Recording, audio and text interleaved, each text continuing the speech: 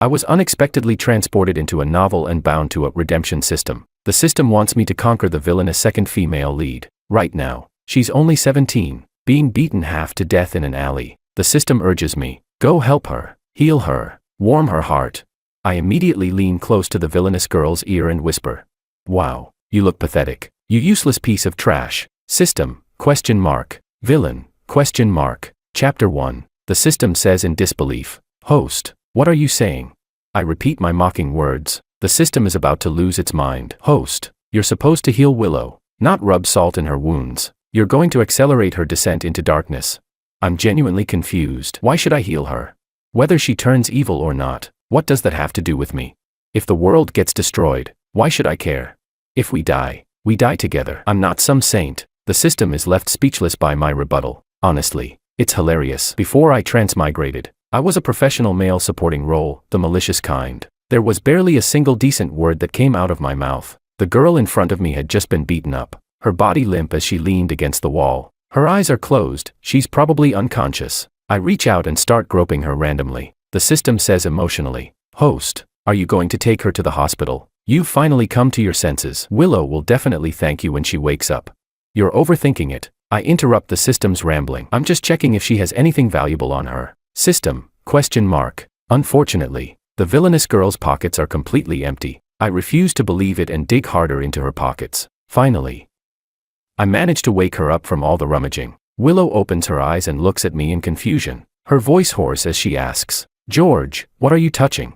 Chapter 2. Thanks to her, I now know my name is George, same as my original name. Willow's cheeks flush slightly as she says, stop touching. Without blinking, I lie. You're injured. I'm just checking your condition. George, are you humiliating me? What? You called me useless. I heard it. Willow lowers her head. There's none of the vitality a girl her age should have. Instead, she looks pale and defeated. Aren't you the one who hates me the most? You even said that if I showed up in front of you again, you'd have someone break my legs. Blood trickles from the corner of her mouth as she forces out a miserable, bitter smile. Go ahead. My life is worthless. Beat me to death, it doesn't matter. Her gaze flickers, almost pleading. She really does look pitiful. Unfortunately, I'm a malicious male supporting role. I recognize my own kind when I see it. Willow, don't think I don't know what you're planning. If I beat you to death, you'll be freed, but I'll have to face criminal charges. Maybe even go to prison. Trading your life for my lifetime of suffering sounds like a great deal to you, doesn't it? Caught off guard that I exposed her dark little scheme so directly, Willow drops the act, her expression turning cold again. She supports herself against the wall and limps away. When she reaches the alley's exit, she suddenly stops and calls out to me again. George. Willow suddenly leans close, her breath brushing against my ear. It tickles. Thanks for the inspection. I quite enjoyed it. Chapter 3. The system screams. Host, this is your chance, go get flirty with her. I stare at it like it's insane. Flirty with her? Are you even a proper system? Can't you tell Willow is just trying to disgust me? From what she said, George and her have a terrible relationship. There's a good chance the original host used to bully her. If it were the original George standing here, he'd probably be yelling at her for being shameless. What Willow wants to see is George losing his mind. Too bad, she picked the wrong opponent. I lean in close to her ear and reply, you're welcome, you little weakling. Willow freezes for a moment. She watches my departing back for a long time without moving. When I get home, I sort through the current situation. This is a sweet romance novel, packed with angsty love, heartbreak, and the classic, lovers reunited, trope. My name is George, carrying the identity of the campus heartthrob and the son of the richest man. Sounds like the male lead script, right?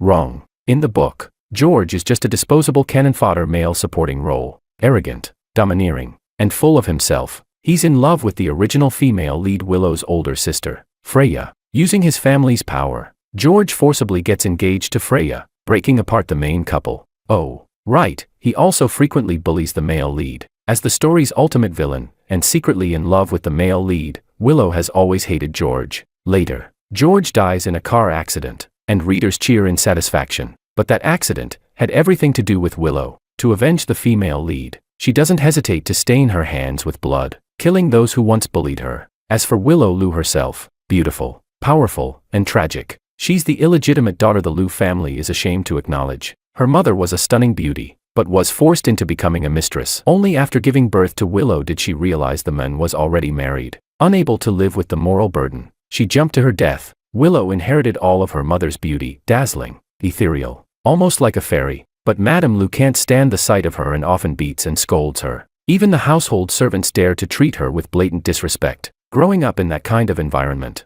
it would be stranger if Willow didn't become twisted. On top of that, her love for the male lead is never returned. Out of all people, he falls for her sister, Freya, the beloved female lead whose fate is the complete opposite of hers. And so, driven by jealousy, Willow races down the path of darkness without looking back. After understanding everything, I comfortably decide to lie flat and do nothing. The system asks, "Host, why are you lying down? Come on. I'm the son of the richest man, basically the heir. I'd have to be out of my mind to get involved in their love-hate drama." The system hesitates. But, shut up. Say one more word and I'll self-destruct, then neither of us lives. Frightened, the system falls silent. But the plot doesn't care about my wishes. One morning, my parents suddenly tell me, "Get ready. You're going to the Lou family today to arrange your engagement." Chapter 4. An engagement. My eyes widen. My so-called mother says, "The outfit is ready. Get styled later. Go knock Freya dead." What? Wait, something's off. I say, an engagement right now? I'm not even an adult yet. The college entrance exams are coming up. So what? She replies. After the exams, a girl like Freya will be out of your league. Mom, I don't want to get engaged, especially not to her. What nonsense are you talking about? My so-called father reprimands me sternly. The Lou family's business has enormous growth potential. If they partner with someone else, it'll impact our business. Let me test you. What's the most stable form of cooperation? That's right. Marriage alliance. You marrying the Lou family's eldest daughter is the most beneficial choice. Have a child later, and your position will be secure. The money talk is overwhelming. After all that rambling, every word comes back to profit. Are these even my real parents? Seeing me not move, my father urges, "What are you standing there for? Hurry up." I roll my eyes, then put on an obedient expression. "All right, Mom, Dad, I won't let you down." Heh, I'm a malicious male supporting role. After all, there's no way I'm letting them get what they want. Chapter 5. To welcome us, the Lou family has decorated their villa beautifully. It's obvious they take this partnership very seriously. I see the female lead, Freya. She carries herself like she's above everyone else. I'm not interested in this kind of ordinary yet overly confident woman. While the elders are exchanging pleasantries, Freya suddenly walks up to me and lowers her voice. "George, I already told you I don't like you. Why are you still clinging to me?" I look at her in surprise. Freya's face is full of disdain. "I know what you're trying to do. You want to be with me. But since I refused, you're using family cooperation to pressure me. Do you really like me that much?" Ha! As the ancients say, inferior people always fantasize about others giving them a second glance. I roll my eyes. "Miss, do you think quoting random sayings makes you look cool?" Freya crosses her arms and gazes into the distance with a profound expression. "It's not like I can't marry you." After saying that, she pauses for 2 seconds, probably expecting me to look delighted, but my face is as lifeless as a dead fish. "It's not like I can't marry you. Under family pressure, I'll agree to the engagement. But you should understand, someone like you, reeking of money, isn't someone Freya, would ever truly accept." I say, "Idiot, what did you say?" I can't be bothered with her anymore. I turn my head, and suddenly notice the second floor of the villa, by a small window. Willow is looking down at us, her gaze cold and distant. Chapter 6. We move to the living room to formally discuss the marriage alliance. The Lou family gives us full face. Everyone who could come, came. The spacious living room is nearly filled to capacity. Freya sits across from me, her expression proud and aloof. She's the star of the day. Everyone knows that very soon, she'll become the perfect wife of the Wang family, enjoying a lifetime of wealth and status. My mother covers her mouth and laughs. "Freya is so outstanding. No wonder she's got George thinking about her all day." "Oh, not at all. Your George is wonderful too, so handsome." Glasses are raised, pleasantries exchanged. It's all routine. Only after the flattery is done do they get to the main topic. "We came today thinking that since the children are the same age, perhaps we could strengthen the relationship between our families through marriage." Of course, we couldn't ask for more. Following the traditions of the older generation, I've matched their birth charts. They're extremely compatible. That's wonderful. I suddenly stand up and interrupt them. "Since everything is ready, let me make the announcement myself." I pull a rose from a vase and glance around the room, striking the pose of someone about to propose. Freya's face darkens as she says, "What are you trying to pull now? Stop embarrassing yourself." She reaches out, trying to quickly take the flower and end this, but grabs nothing. I walk through the crowd. Under everyone's watchful eyes, I head to a corner. I smile slightly at Willow and say, "Will you marry me?" Chapter 7. There's not a single trace of emotion in Willow's dark eyes. She thinks I'm messing with her. Everyone does. The entire hall falls into dead silence. George's mother is the first to stand up. George, what nonsense are you talking about? What's the problem? I counter. If we're forming a marriage alliance with the Liu family, any Liu daughter should qualify. I choose Willow Liu, but she doesn't count. George's mother stops herself mid-sentence. The Liu family, however, has no such restraint. Mrs. Liu says, George, what kind of daughter is she? She's just a bastard child. She's not worthy of you. An uncle from the Liu family adds, I've said it before, we should have locked her in her room so she wouldn't come out and ruin things. Even Freya frowns and asks, George, are you throwing a tantrum at me? I already said I'm willing to enter a marriage alliance with you. There's no need for this. I don't like this kind of childish behavior. Like I care what you like. I roll my eyes dramatically, then pretend to look hurt as I say, Mom, Dad, Freya just said I reek of money. I don't quite understand, is she insulting me? Or insulting our entire family? I don't really mind. For the sake of the family's interests, I can endure a little humiliation, but I'm worried about Freya, criticizing you while still clinging to your power. Sigh. My parents' expressions immediately turn cold. What's going on? Freya clearly didn't expect me to report her. She's flustered, scrambling to explain, but by the end, she somehow turns the blame back onto me. George, I know you're just acting out of anger. You hate Willow the most, don't you? Back then, if she even touched your coat, you'd want to throw it away. How could you possibly get engaged to her? At this, Willow, who has been silent the whole time, finally shows a hint of mockery. Seems like Freya wasn't lying. I say, I was immature back then. I didn't dare admit that I liked her, so I used those clumsy methods to get her attention. Wait, Freya freezes. Who do you like?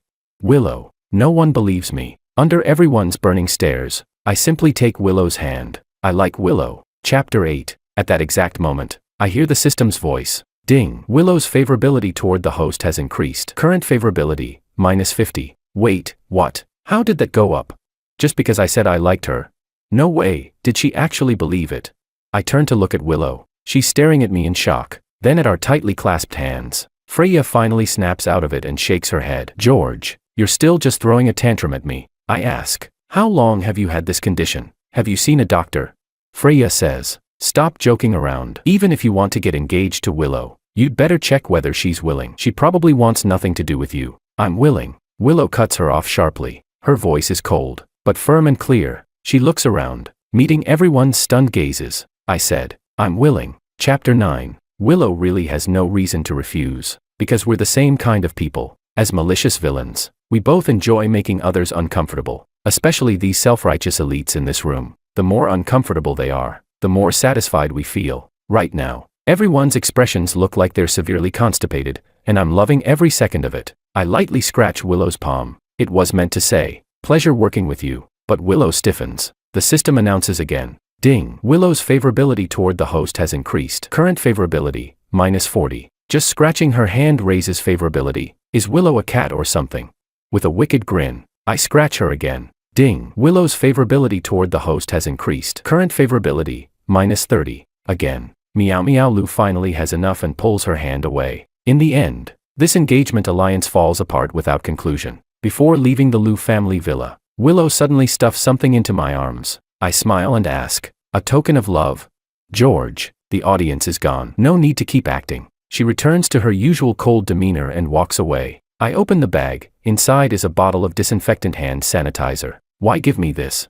Suddenly, a memory from the original host surfaces. He used to despise Willow. Every time he accidentally touched her, he'd frantically wash and disinfect his hands. So that's what she meant. She's mocking me. My competitive streak is instantly triggered. You mock me, then I'll make you uncomfortable too. Wait, Willow. The girl stops. I rush forward and pull her into a tight embrace. Chapter 10. Not only did I hug her, I even pinched Willow's waist. When the wind blew earlier, her t-shirt outlined her figure. Her waist was insanely slim. That pinch, purely out of curiosity, slim as it was, it felt surprisingly soft. Willow froze completely. It wasn't until I shut the car door that I heard the system notifications flooding in like a tidal wave. Her favorability kept going up and down, fluctuating wildly. Clearly, Willow's emotions were all over the place. I simply muted the system. Up front, my father's anger was already burning toward me. George, did you do that on purpose to embarrass me today? I'd have been better off raising a slab of pork. Fair point, I say with a grin, but pork can't get married. The Civil Affairs Bureau wouldn't allow it. You. I chuckle. Don't be mad. As long as Freya isn't the heir in the future, I won't have to marry her, right? Impossible. Aside from Freya, they have no other choice. That illegitimate daughter doesn't stand a chance. Give me 3 years. We can talk about the marriage alliance then. I know the original plot. 3 years later, Madame Lu will fall seriously ill and won't have the energy to dominate the household anymore. That will be Willow's best chance to rise. After all, in Chairman Lu's eyes, the illegitimate daughter still carries his blood. He only neglects Willow Lu now because he follows his wife's lead. From this moment on, I'm going to reshape Willow. Let the villain inherit the family business and overturn the original storyline. That's the professional standard of a malicious male supporting role. But the very next day, a small accident happens. Willow collapses. We're in a private school with a strict class hierarchy. Freya and I are in elite class 1, while Willow is in the lowest class 8. Most of the students in class 8 are children of housekeepers and servants. These kids are especially good at reading the room and avoiding trouble. When Willow collapses on the track, not a single person steps forward. Everyone just watches coldly. Coincidentally, our class is also having PE. At the time, I walk over and lift Willow up. She's about 170 centimeters tall, yet incredibly light. The original novel mentioned it. Madame Lu abused her and never let her eat properly. She wasn't even allowed at the dining table, often forced to carry a bowl of food and eat alone in the stairwell. After yesterday's incident, she was probably cut off from food again. I unwrap a piece of candy, about to put it in her mouth, when someone shoves me hard from behind. George, stop bullying Willow. The male lead has arrived. Chapter 11. Makoto isn't particularly handsome, but his features are neat. His skin is fair, and he looks like a bright, sunny guy. He perfectly fits the stereotypical image of a novel's male lead. He's a head shorter than me, glaring at me angrily. Stop bullying Willow. As long as I'm here, I'll protect her. I'm speechless. Which eye of yours saw me bullying her? He replies, still denying it. If you weren't bullying her, why would she fall to the ground? I'm even more speechless. Open your eyes. She fainted. She didn't fall. Makoto panics. You knocked her unconscious. George, how can you be this awful? What an idiot. As he keeps talking, his voice even starts to choke up. I just shout, yeah, I knocked her out. Keep talking and I'll knock you out too. He's stunned into silence, not daring to make a sound for a long while. Can someone help carry her to the infirmary? I ask, looking around. The classmates all avoid my gaze. Helping Willow would mean offending Freya. They don't dare. Only the saintly male lead Makoto likes to play the hero. Otherwise, how could he become Willow's only light? And how could he attract Freya's attention? Unfortunately, all he does is talk. I sigh and hoist Willow onto my back myself. It's a 5-minute walk to the infirmary, but it takes me nearly half an hour. This lousy school, even the teachers just watch coldly. I help Willow not only because I want to shape her, it's also because I've experienced being excluded and going hungry. In some ways, we're really alike. On the way, Willow seems to wake up briefly. Seeing that it's me carrying her, she's so shocked she can't say a word, then falls back into unconsciousness. Makoto follows us to the infirmary. After settling Willow in, I go out to buy a bottle of water. When I come back, Willow is already awake. Before I even walk in, I hear Makoto say, Willow, thank goodness you're okay. It wasn't for nothing that I worked so hard to bring you to the infirmary. Chapter 12. I find it a bit funny. He just followed behind me. What hard work did he do? Willow lowers her eyelids as she looks at him. Her skin is so pale you can see the tiny blood vessels beneath her eyelids. Makoto interrupts her. No need to thank me. As classmates, we should help each other. Makoto, I just fainted. I didn't die. The male lead looks stunned. The one who carried me here was George, not you. What credit are you trying to claim? That's unexpected. Willow actually has a mouth. I thought she'd just believe whatever Makoto said. It's refreshing that she's not written like an idiot. Yeah, I'm the one who carried her, I say as I push the door open at just the right moment, giving Makoto no face at all. What's the meaning of taking credit while I was gone? Makoto's face turns pale, then red, then pale again. In the end, he slips out awkwardly. I hand a bottle of water to Willow. The doctor said you have low blood sugar. You'll feel better after the 4. When it's done, I'll take you out to eat, get some proper nutrition. Willow doesn't take it. She looks at me warily. George, what trick are you playing now? I want to apologize. Seeing the confusion on her face, I bow to her solemnly. I'm sorry. Bullying you before was my fault. From now on, I'll change. Chapter 13. The infirmary is so quiet you could hear a pin drop. Willow says nothing, so I don't straighten up. How should I put it? Even though I'm a malicious male supporting role, I still have principles and boundaries. Bullying is wrong, even if those things weren't done by me. Since I'm occupying this body, I have a responsibility to face those mistakes and take accountability. After a long while, Willow finally speaks. What if I don't forgive you? That's your choice. Apologizing is my responsibility. You have every right not to forgive. Of course I won't forgive you. Willow curls her lips into a cold smile. You trampled my dignity into the ground. On what grounds do you expect forgiveness? As she speaks, a memory floods into my mind. Willow actually wrote George a love letter. It seems it was back in their first year. Willow fell for George at first sight. It was her first crush. She wrote a letter, gently expressing her shy feelings. But George read it out loud in public, and mocked her for it ever since. From then on, whenever he saw her, he excluded her, and Willow's love turned into hatred. Later, Makoto became the only person who treated her kindly, and she gradually fell for him. What a cliché mess. I fall silent. Willow says nothing more either. At that moment, Makoto returns, breaking the silence. He brings several classmates with him and points at me. It was him. He's the one who knocked Willow unconscious.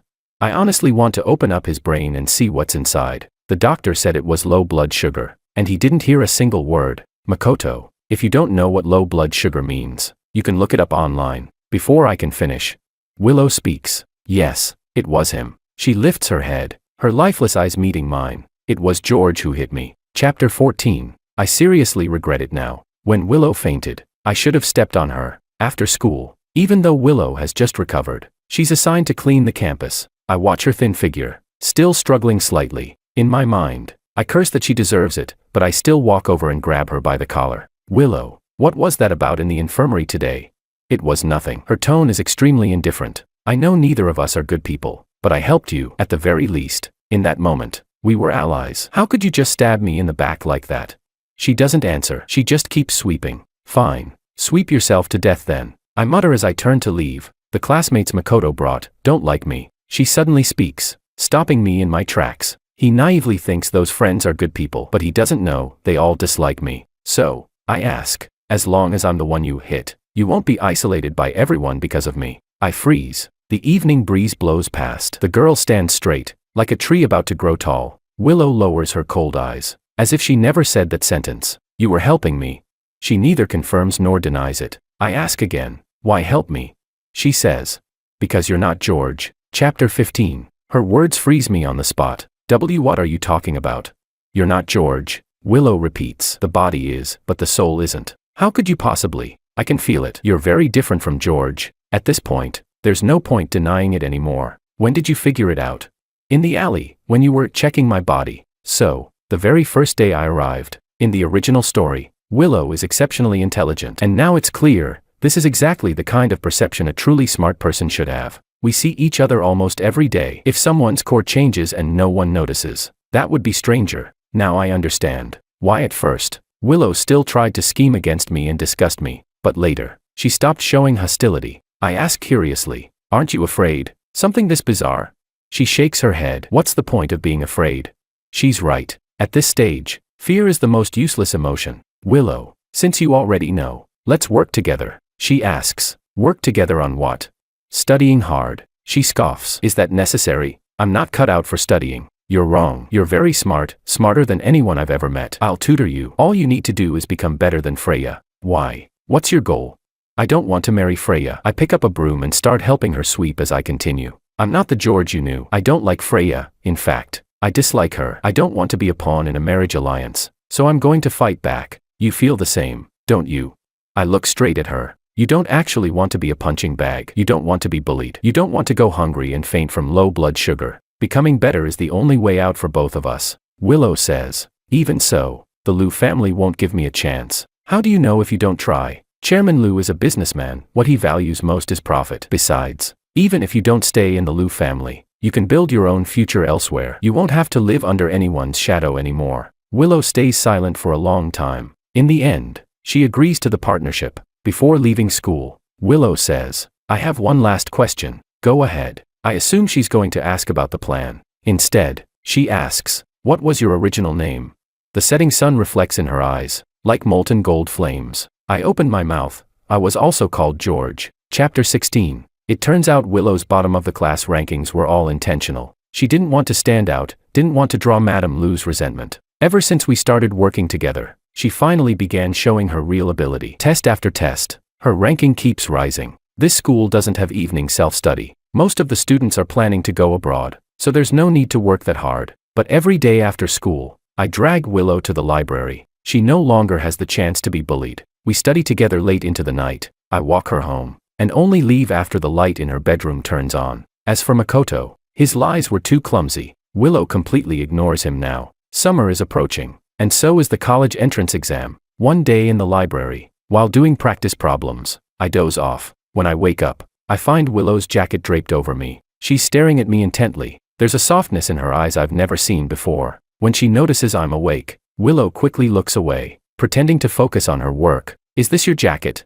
She answers stiffly. If you don't like it, give it back. I like it, I say, pulling it tighter around myself. It smells so nice. Willow, are you wearing perfume?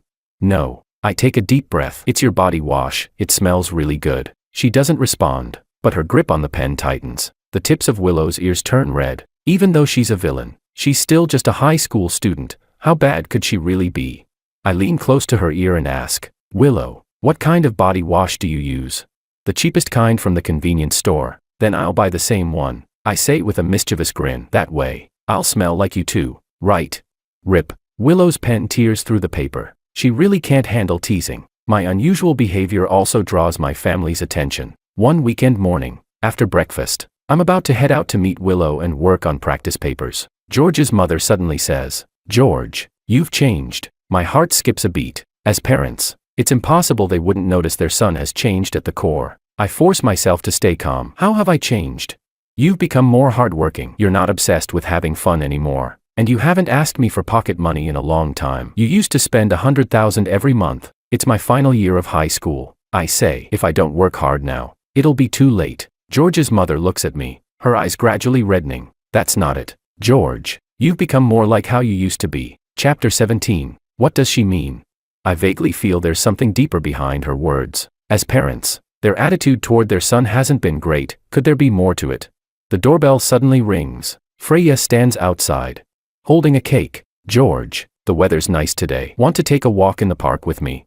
She's clearly trying to please me. Probably Madame Lou's idea, sending her over to cling tightly to me. But I can see the reluctance in her eyes. I'm not going, I say. Why not? We can go to your favorite restaurant for lunch. I cut her off. Move. You're blocking the way. My repeated refusals finally anger the Lou family's eldest daughter. George, I've already given you enough face by coming here to ask you out. What more do you want?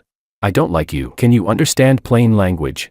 Still throwing a tantrum. I heard you've been getting close to Willow lately, trying to make me jealous. She curls her lips into a smug smile. Playing hard to get is enough now. You can come back to me. Be a good boy, and I might consider getting engaged to you. Shut up, idiot. I've had enough. I grab the cake and dump it over her head. Cream and fruit smear all over her carefully styled hair. I feel uncomfortable just seeing you now. Do you really think you're that good looking? The way you talk is so oily. It's like you're selling cooking oil. You've got no real ability, yet you're overly confident. Where do you even get that kind of audacity? I'm warning you, if you bother me again, next time it won't just be cake on your head. Freya is stunned by my barrage of insults. When she comes back to her senses, she angrily grabs me. You actually dare to insult me? She yanks me so hard I almost lose my balance. At that moment, Willow rushes out and slaps her across the face. Don't touch him. Chapter 18. Willow doesn't hold back. Freya is knocked straight to the ground. I quickly grab Willow and say, don't hit her. The college entrance exam is coming. Don't cause trouble. Willow obediently withdraws her hand, but she glares viciously at Freya. That expression, like a wary cheetah ready to strike. She threatens, touch him again, and I'll chop your hand off. Freya is in complete disarray. A clear handprint on her face. She's trembling so badly she can't even stand up. An idea comes to me. Willow, do you know what kind of threats are most effective? Violence doesn't solve problems. You have to target the mind. I take out my phone and snap a few pictures of Freya. Miss, if you keep bothering us, these embarrassing photos will show up all over social media. You wouldn't want everyone to see you like this, right? Freya instantly breaks down, begging me not to post them. After she runs away, I hook an arm around Willow's shoulder and say, see, when dealing with people who care about their image, you hit their weak spot. That's what makes a top-tier villain. She frowns slightly. Villain? Nothing. Let's go. After a few steps, Willow doesn't follow. George, you saw that slap just now, right? Yeah, what about it? Evaluate it. Strong. Impressive. Exactly. She nods, her dark eyes fixed on me, so I'm not a little weakling. Chapter 19. I take some time to look into the original host's past. George was in a car accident 3 years ago. He lost all his memories, and his personality changed drastically. When his mother said I'd become more like before, she was probably referring to how he was before that accident. Coincidentally, I've been traveling through different worlds as a malicious male supporting role for exactly 3 years. 3 years ago, where I was, who I was, I have no idea. Soon, the college entrance exam arrives, but the night before the exam, something unexpected happens. I can't get in touch with Willow. To leave herself a backup plan, Willow deliberately held back during mock exams, keeping her ranking around top 20 in the grade. Even so, it still aroused Madame Lu's suspicion. Half a month before the exam, Madame Lu began cutting off her food and allowance under various excuses, sometimes not letting her eat at all. That part isn't hard to solve. I can feed her every day, but why can't I reach her? After asking around, my suspicion is confirmed. Willow has been placed under house arrest. The goal is to stop her from taking the college entrance exam. I'm furious. I taught her studies. I helped build up her body. Willow is like a kitten I've been raising on the side. I can mess with her all I want, but no one else gets to bully her. At midnight, I head straight for the Lu family villa. A light is on in a remote attic. I climb up from the side. It sounds like an overpowered skill, but I've been through ancient romance and cultivation worlds. Without some skills, how would I survive? I knock on the small window. Willow looks at me in surprise. The window isn't locked. Madame Lu is confident that even if Willow jumped, she'd at least break a bone, so she didn't bother locking it. Willow's room is pitifully small and crude, completely different from the grandeur outside. How did you get here? She asks. To save you. Then, do we run now? No rush. We'll leave tomorrow morning. Get a good night's rest first and conserve your strength. With me here. Willow seems to relax. Oh, right. I take out a small piece of cake from my waist pouch. It's already squished and shapeless. Still, I stick a candle in it and light it. Willow, happy 18th birthday. Chapter 20. I had looked up Willow's profile. Her birthday happened to fall on the day of the college entrance exam. I picked it up casually on the way here. I didn't expect that just a discounted little cake would move Meow Lu to such an extent. Early the next morning, I secured the rope and let her climb down along it. Willow asked, "What about you? Aren't you going to the exam hall?" "I don't need to take it. My parents invested in the school. I can go straight in." In this circle, Willow wasn't surprised by that kind of thing. "Then come with me." "I'm not going." I blinked. I'm about to pull off something big. Madame Lu had arranged a lot of security guards at the entrance. As Willow lowered herself down, she was quickly noticed. A group of burly men rushed forward and pinned her down. At the same time, I smashed the glass window. The loud crash drew everyone's attention. At that moment, everyone in the villa came rushing out. I threw a match downstairs, igniting the gasoline-soaked cloth I had prepared in advance. Flames shot up instantly. Everyone fell into chaos. Some rushed to put out the fire. Some tried to drag Willow away. Some came to grab me. Before long, 2 police cars pulled up at the villa entrance. We received a report. Someone is abusing a minor. We also heard there's a burglar here. The chaos piled on top of chaos. What a lively scene. Sirens, firelight, screams, curses. Now this was the kind of spectacle villains like us should have. As dawn broke, I shouted at Willow, "Run, the university is waiting for you." Amid the confusion, the girl broke free from her restraints and ran toward the rising sun. Chapter 21. Before the police broke in, something suddenly crossed my mind. System, what's the favorability level now? I had muted the system voice back on the day of the arranged marriage. I had almost forgotten it existed. Host, you finally remembered me. Sob sob. The favorability has already reached 70. So fast. I was surprised, but I was surprised too early, because the system added, "Host, your favorability toward Willow has also reached 50. I was stunned for a long time, then I figured it out. I had traveled through different worlds, always becoming a despised, vicious male supporting role. I had always been alone. Until I met Willow, it felt like I had found someone of my own kind. Mutual understanding, that must be what this feeling is. After the police conducted their investigation, they found Madame Lu suspected of abusing a minor and took her away. As for me, nothing happened. I was a guest invited by Miss Willow. On what grounds could they accuse me of trespassing? Don't believe it. Go ask Willow. As for the cloth I threw down, it wasn't gasoline at all. It wouldn't burn for long. If asked, I'd say it was to cheer on the college entrance exam. After giving me a brief lecture, the police let me go. Willow gave it her all in the exam. As expected, she became the top science student in the province. Her results were so stunning that they completely overshadowed Freya. As soon as the exam ended, she cooperated with the police investigation, confirming Madame Lu's abuse. The Lu family tried to pull strings, but it was useless. The media got involved first. A top student abused over a long period of time. Those keywords combined were enough to ignite public opinion throughout the summer. Of course, Willow had to pay a price too. She could never return to the Liu family. She rented a place outside and started studying finance on her own in advance. I said, Willow, from now on, just shine as brightly as you can. Wait for your father to come find you himself. Okay. She followed my instructions completely, never questioning them. At the same time, my parents' attitude toward me gradually changed. My father even intended to hand over the family business to me, and I studied it seriously. In the second half of freshman year,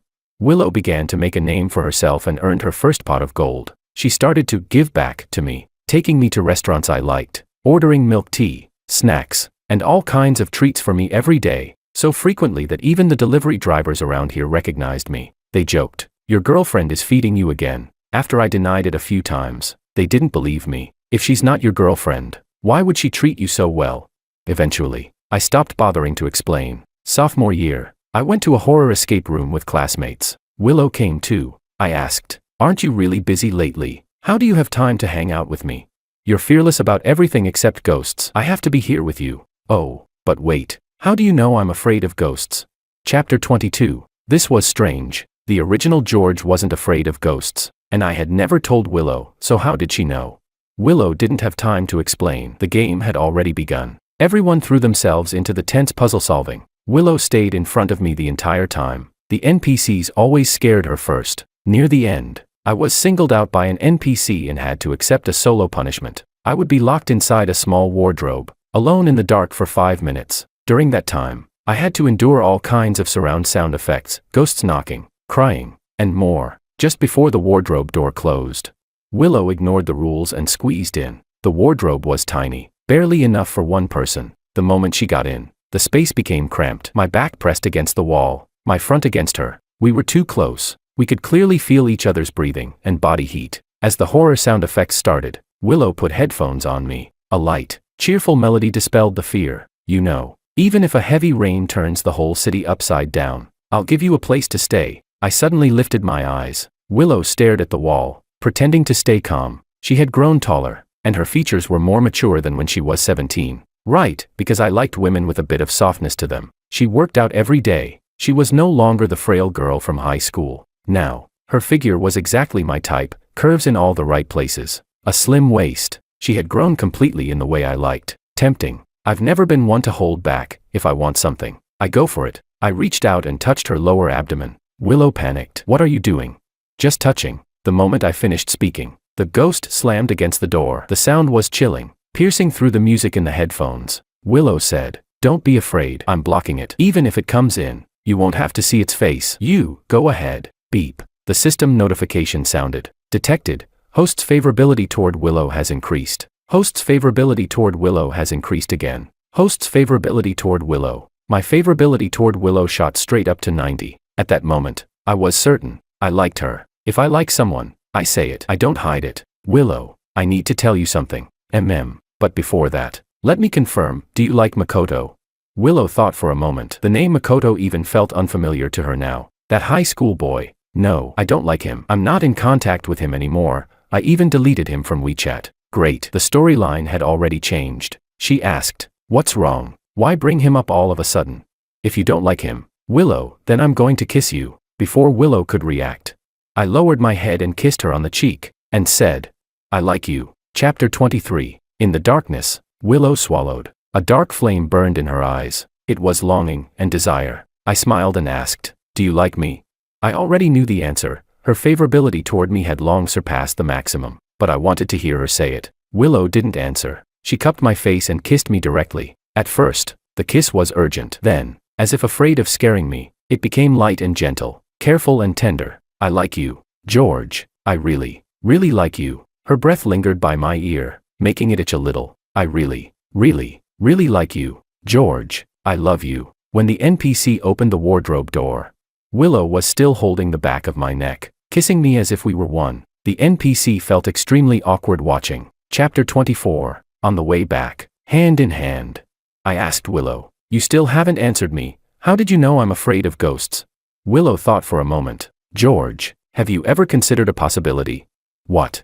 "That you were actually George all along." Hearing that, I wasn't surprised. In fact, over the past few years, all kinds of signs had pointed to it. I was George. After the car accident at 15, My body had been taken over. A transmigrator occupied my body. His personality drastically changed, bullying the weak and fearing the strong. And I lost my memory, forced to wander through different worlds as a despised, vicious male supporting role. My parents were the first to notice. After several tests, they realized the possessor had a terrible personality, a born villain. He stole their son's body, ruined his reputation, and refused to be disciplined. So their attitude toward him grew worse and worse. The most important evidence was Freya, because ever since I was little, I had disliked Freya, but after that car accident, why did I suddenly become her devoted admirer?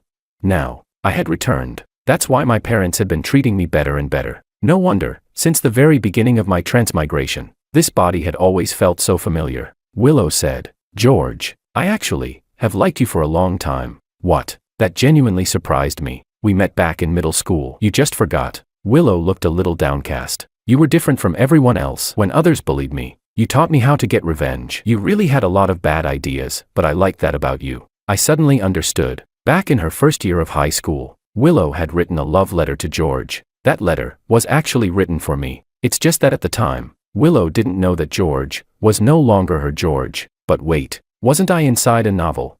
I asked the system, what's really going on? Only then did the system confess. The George in the book was actually the transmigrator. In the end, he was defeated by the native male lead protagonist, Makoto. Why didn't you tell me earlier? You didn't ask, it said, sounding aggrieved. Since I came back to my own home, why was there still a conquest mission? The system replied, because of the transmigrator's arrival, the plot had already been completed, and the world had solidified. You were destined for a tragic ending. This system simulated countless possibilities.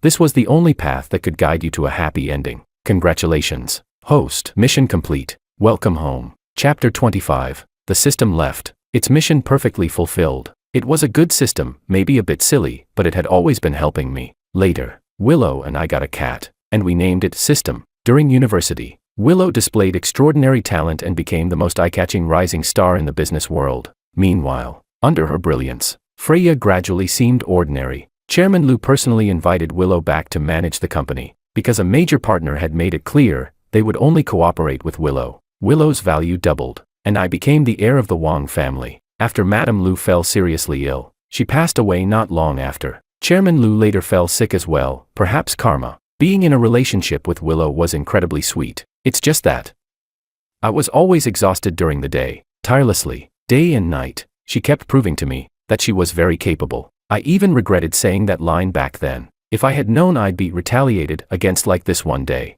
I would never have challenged her pride, even if it killed me. Later on, Freya and Makoto got married. They had both changed a lot. Freed from the constraints of the plot, they finally became normal people with natural personalities. Everyone found their own ending. At the age of 24, Willow and I got married. In the golden autumn, we held hands and became each other's family. Whether a protagonist or a supporting role, so what? The future is written by ourselves. We will face the rising sun and run toward happiness.